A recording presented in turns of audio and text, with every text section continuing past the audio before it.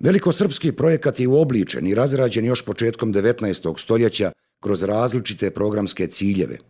Ilija Garašanin je 1844. godine objavio program nacionalne politike Srpske kneževine pod nazivom Načertanije. To je ujedno i prvi politički program Velike Srbije. U svom programu Garašanin narod Bosne naziva Bošnjacima, bez obzira na njihovu vjersku pripadnost. Za Bosnu je ovako karakterisao situaciju. U Bosni žive, i to je njegovo bilo, Bošnjaci istočnog vjeroispovedenja, Bošnjaci rimokatoličkog vjeroispovedenja i Bošnjaci muhamedanske vjere. Nikada Garašanin ne bi upotrijebio termin Bošnjaci, da je termin među pravoslavcima bio tada Srbi. Znači da su Srbi sami sebe tako određivali ili da su i drugi tako doživljavali, sigurno je da bi Garašanin koristio termin Srbi, ne bi mu palo na pamet da koristi termin Bošnjak, tim prije što je u njegovim koncepcijama bilo kako proširiti Srbiju na račun teritorija Bosne. On ne govori da u Bosni ima bilo ko drugi osim Bošnjaka. Potomci današnjih Bošnjaka pravoslavaca se zovu Srbi. To je njihovo suvereno pravo. Potomci današnjih katolika Bošnjaka se zovu Hrvati. I onda je normalno izašao sa tom koncepcijom i normalno osnovno je bilo kod njega da se na bazi te pravoslavne komponente izvrši srbizacija Bošnjaka istočnog ili pravoslavne orijentacije. I to je zaista urađeno. Od Garašanina pa negdje do Berlinskog kongresa, to je raspon od nekih 24 godine, 34 godine, pardon, desila se ta situacija da je nestajalo oni koji su se osjećali Bošnjaci pravoslavci, sve su se više osjećali Srbi. Bila je čak i priča da su emisari iz Beograda stali na Baš čaršiji i da su imali dukate i kad pitaju nekog pravoslavca šta će, on kaže da je Bošnjak, kažu mu prođe. A sljedeći ako kaže da je Srbin, dobio je dukat i onda je bilo isplativo, odnosno rentabilno je bilo ako si pravoslavac da budeš Srbin. Znači, ipak je ta priča za Bosnu došla iz Beograda. A zašto govorim Bosna? Jer je to bio period kad mi nismo imali naziv Bosna i Hercegovina. Naime, cijel srednji vijek i cijel osmanski period je bio naziv za ovaj naš prostor Bosna, bio naziv Hercegovina, ali kao dio Bosne.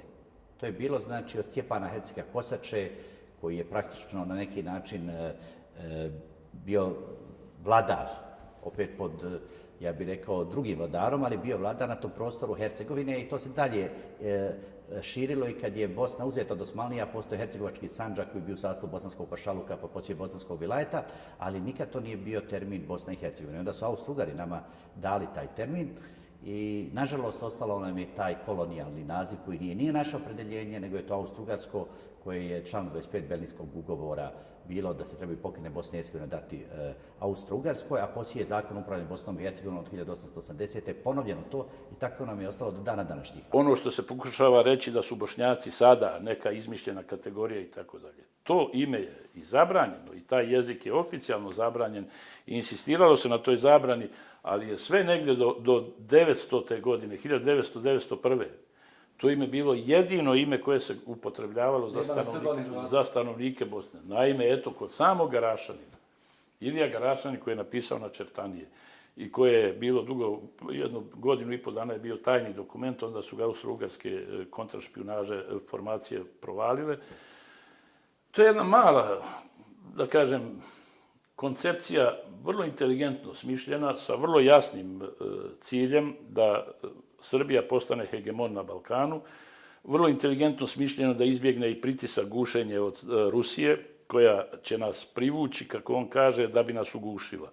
Te moramo i prema njima rezervu zadržati. Međutim, naše glavno je, kaže, ovdje uspostaviti situaciju u kojoj ćemo ubijediti cijeli svijet, a posebno saveznike, da je svo stanovništvo ovdje srpsko i da su svi oni bili vjekovni robovi Osmanlija, dakle Islama. I on kaže, recimo, za Bosnu. U Bosni, kaže, najvažnija nam je tu Bosna. Odnosi se inače na bugarsku i na makedonske teritorije. Ali primarno nam je važna Bosna. U Bosni, kaže, on živi jedan narod sa 3 vjere. U Bosni žive Bošnjaci pravoslavci, Bošnjaci katolici i Bošnjaci, muhamedanci, kaže, na jednom mjestu samo kaže muslimani. I skoro je na liniji ovoga objašnjenja Garašanina govorio samo u vezi hrvatskog korpusa u Bosni i Hercegovini i akademik Lovrenović. Na svom pristupnom predavanju on je rekao zaista mi moramo biti iskreni, vratimo se u period kraja 19. stoljeća, u Bosni nije bilo Hrvata, bili su Bošnjaci katolici. I onda se krenulo sa tom idejom samo hrvatstvo katolike spašava i onda je došlo do toga da su Bošnjaci katolici počeli da prihvataju hrvatsku ideju i tako je došlo do oformljavanja hrvatskog etničkog korpusa u Bosni i Hercegovini. Rekao, to je jedna istina. I ono što možemo zaključiti iz toga, da se praktično prvo dešava period srbizacije Bošnjaka pravoslavaca, u periodu od Ilije Garašanina i tog njegovog načrtanja 1944. do 1978. A odmah nakon toga, znači pred Berlinski kongres i u toku Berlinskog kongresa i nešto poslije, dolazi do hrvatizacije Bošnjaka katolika. A reći ću vam u skladu s tim i pjesmu koja to dokazuje Safet Beka Bašagića, jednog od najznamenitijih Bošnjaka koji je u časopisu Bošnjak Mehmeda Ljubušaka Kapetanovića 1891. godine napisao sljedeće. Pjesma se zove Bošnjak, ja ću isrecitovati. Znaš, Bošnjače, nije bilo davno, sveg mi svijeta nema 15 ljeta. Kad u našoj Bosni ponositoj junačkoj zemlji Hercegovoj, od Trebinja do Brodskih vrata nije bilo ni Srba ni Hrvata. A sada se kroz svoje hire oba gosta ko u svoje šire, oba su na stranca saletila da nam uzmu najmilije blago naše ime ponosno i drago.